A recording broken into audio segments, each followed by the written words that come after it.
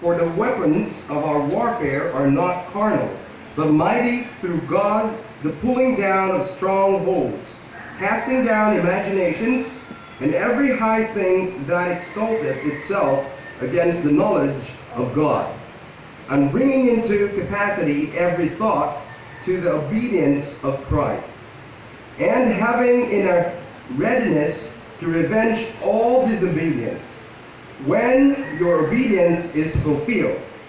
Do ye look on things after the outward appearance? If any man trust to himself that he is Christ's, let him of himself think this again, that as he is Christ's, even so are we Christ. For though I should boast somewhat more of our authority, which the Lord hath given us for edification, and not for your destruction, I should not be ashamed, that I may not seem as if I would terrify you by letters. For his letters, say they, are weighty and powerful, but his bodily presence is weak, and his speech contemptible. Let such an one think this, that such as we are in word by letters, when we are absent, such will we be also in deed when we are present.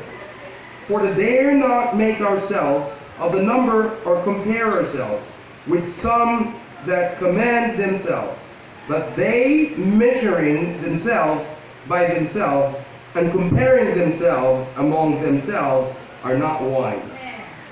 But we will not boast of things without our measure, but according to the measure of the rule which God hath distributed to us, a measure to reach even unto you.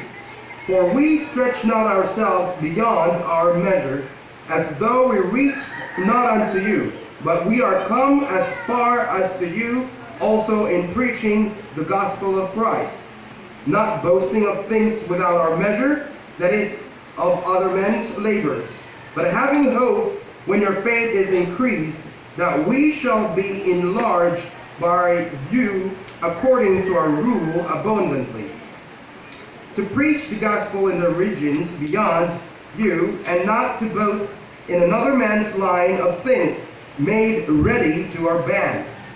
But he that glorieth, let him glory in the Lord. For not he that commendeth himself is approved, but whom the Lord commendeth.